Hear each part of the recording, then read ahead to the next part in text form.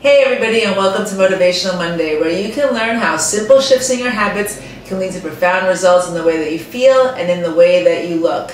So if you tuned into last week's video, then you learned that there are 7 things that you can do right now to help you boost immune function, to help you fight off colds and flus during the winter months, which we are in the middle of right now. In today's video, I want to share with you foods that you can incorporate into your diet to help boost your immunity. So if you go back to that video, if you haven't watched it, go back and watch that, and you'll see that the very first suggestion is to adopt a whole foods diet. So just doing that is going to be useful. But while you're doing that, you want to be mindful of including certain foods into your diet to maximize their nutrient content to help you have a healthy immune function so that you do not catch everything that comes along this winter. So in order to eat foods that help boost your immune system, there's going to be certain foods you want to include, but also categories of foods that you want to include. And the very first category is vitamin C. I cannot tell you how often I hear during the winter that a client of mine is drinking orange juice in order to get adequate vitamin C. That is a big no-no, because drinking lots of orange juice has loads of sugar, and that sugar is going to weaken your immune system. And besides that, although vitamin C is contained in citrus fruits, it's not substantial enough to warrant the amount of sugar that you're taking in orange juice just to get the vitamin C. There are far better ways to do that. So what vitamin C does is it boosts white blood cell production, and it's a very powerful antioxidant.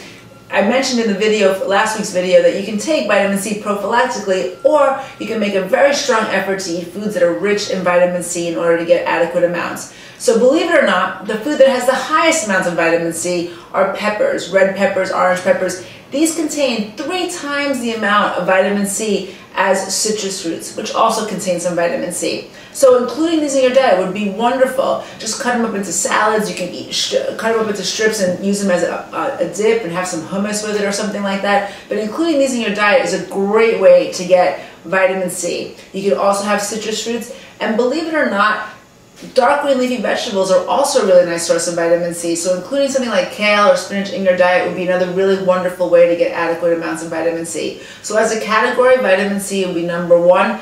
Really specifically look for these types of the peppers, some dark green leafy vegetables, and then citrus fruits actually have the least amount, but skip the orange juice, you definitely don't need that. Group number 2 are foods that contain zinc. So zinc also boosts white blood cell production, so it's a mineral, by the way, and it helps with recovery time, so it helps to shorten the duration of a cold if you have it, and also helps to fight off and prevent colds and flus so that you don't catch them.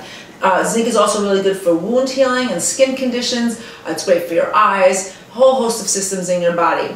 One of the best sources of zinc are pumpkin seeds. Another great source of zinc would be cashew nuts. So putting some pumpkin seeds in your salad. What I often do with pumpkin seeds is I add it to soups, made like squash soups, butternut squash, sweet potato soup, like that, because it gives it a crunch, and it's also synergizing with the carotenoids in that squash, which we'll talk about in a second, to help maximize immune function. So you can use it that way or just have it as a snack.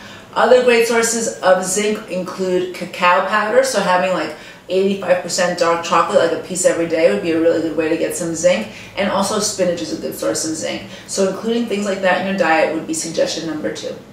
Group number 3 are the carotenoid containing foods. So things that contain the most popular carotenoid, beta-carotene, but a whole host of other carotenoids as well. The carotenoids, as a group, convert into vitamin A in the body, and vitamin A has been shown to act like a natural antibiotic. It helps to fight off colds and flus and also shorten the duration of them once you have them.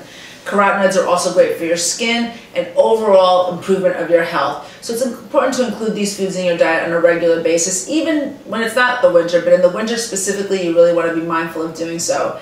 The food that has the highest amount of carotenoids in them would be sweet potatoes. So having that in your diet would be great. And again, you can make a soup out of this and just add the pumpkin seeds, like I said, for crunch. Food number 2 would be carrots. So juicing carrots or just eating them as a snack, cutting them into sticks, or just adding them to your salad would be great.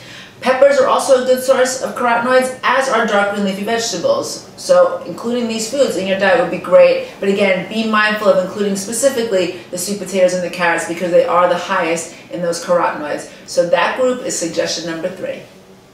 Mushrooms as a group are another excellent immune boosting food to include in your diet. If you look back on my other videos, I often talk about mushrooms in reference to cancer fighting foods, but they're also a great food to include in your diet for their antibacterial and antiviral properties. So having this in your diet on a regular basis will modulate your immune system to help you keep it robust and strong. And if you have an overactive immunity, like from an autoimmune disease, it helps to control that hyperactivity of your immune function to help modulate it to some degree. So including these in your diet through soups or in salads would be a great way to boost your immune system naturally, and also help you fight cancer, which is great, and that would be group number 4.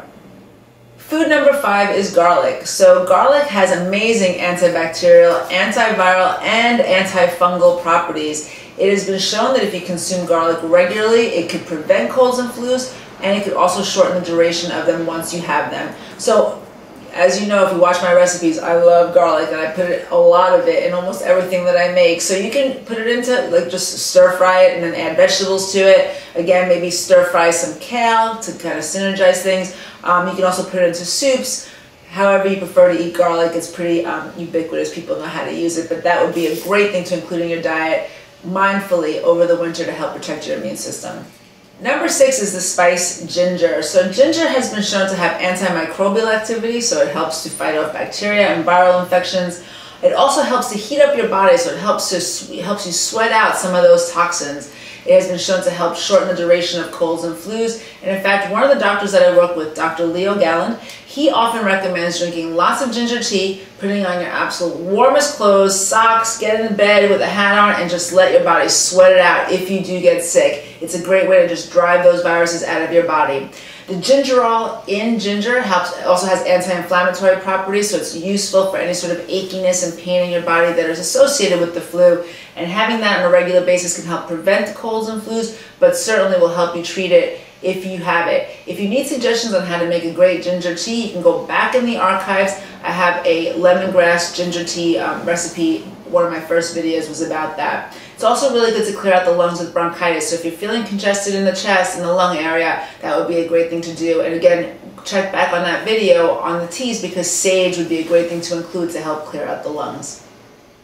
Eating great food is so important for so many functions in your body. As I always mention, if you adopt a whole foods diet, then you don't have to worry about taking in zinc or taking in beta carotene or taking in vitamin C, because you're getting all those things in all the foods that you're eating. Eat that way consistently, and your body knows what to do with those nutrients. Combine them together, marry them together so that they synergize to help boost your immune function in the most profound way that they can.